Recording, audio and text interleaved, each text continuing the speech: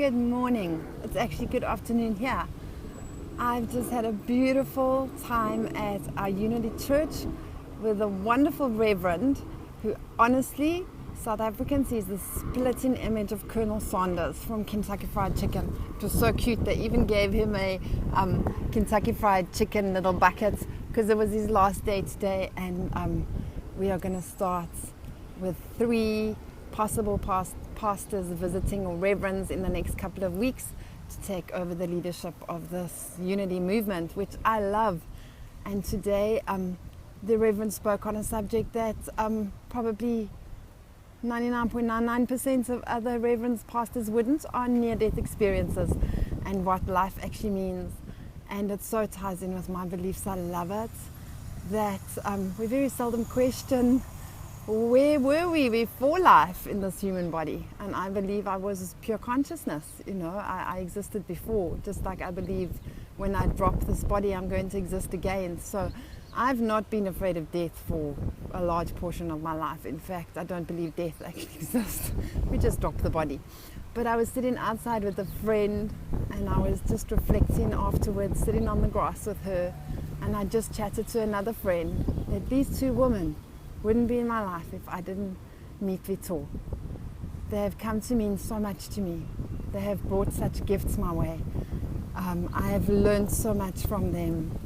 I'm just so grateful. I mean, this doesn't fit most people's paradigms. To me, it weirded me out a bit in the beginning, but I absolutely adore these 2 women. And one of them is just my dearest friend that I spend quite a bit of time with, and I just love our growth. I love our honesty. I love what we share and get excited about. And the other lady is just a powerhouse. She's just the most amazing, phenomenal woman I've ever met, a leader in this unity movement. And I'm just so blessed. I'm so blessed for my blessings. And I was reflecting yesterday because the intuitive healer, I got a lift with her to yet another unity group, a metaphysical Bible group I go to.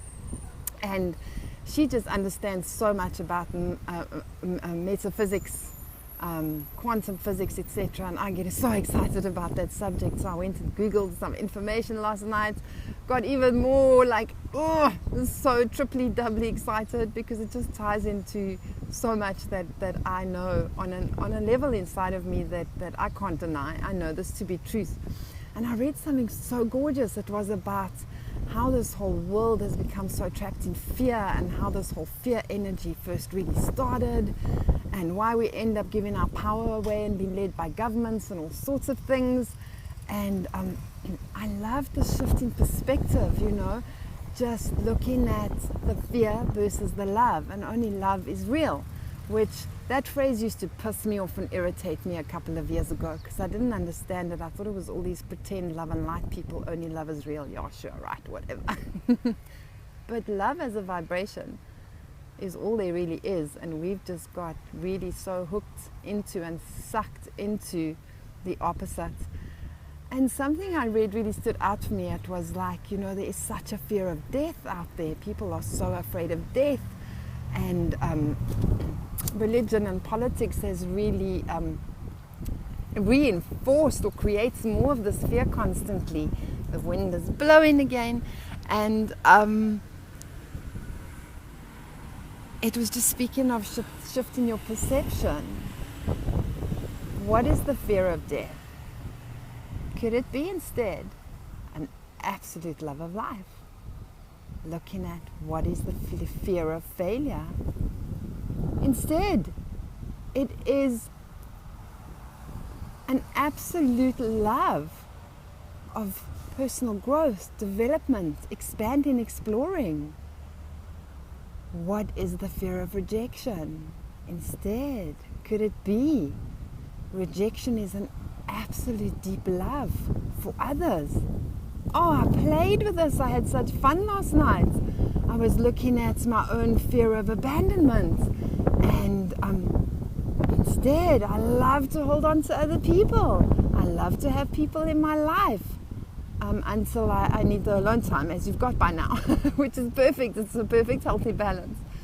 But I was just playing last night again. I could barely sleep because I got so excited with the shift in perception. Why don't we just look at it as love? And then, of course, when I'm reminded that everything has its own frequency and vibration on this planet, and I loved what the Reverend said this morning, that he personally would like to, and I totally agree, do away with the word God that has so many different connotations from everything that's been put into us for so long, and change it with the word life, because life always is.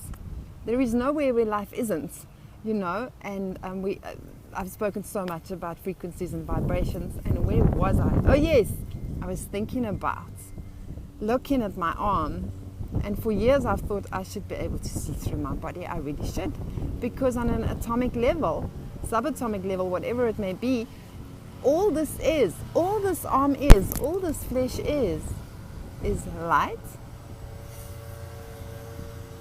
frequency, and resonance. Light, information, and resonance. And because of the magnetic field, I magnetize all of my emotions, all of my past emotions, past experiences, etc. towards me, and this keeps a specific energy really tightly, what can I say, cemented around me, within me. And if I'm only made of light and frequency, knowledge and resonance, I should be able to reprogram everything it is that is in this field of mine and shift it to an absolute, utter vibration and frequency of pure love, which is all that we really are. It's a gorgeous tree. It's just pure love. It's made from pure love. It has divine intelligence in it. That's how it knows how to grow and do everything it does. I have divine intelligence in me. That's how my body knows how to do everything it does. Breathe. Who's breathing me? You know? So that is my meanderings for the day. Gosh, there's so much that goes on in this head of mine, and I love it. I get fascinated. I love it. I love it. And yes, just have a vibrational day. What can I say? Have fun. Bye.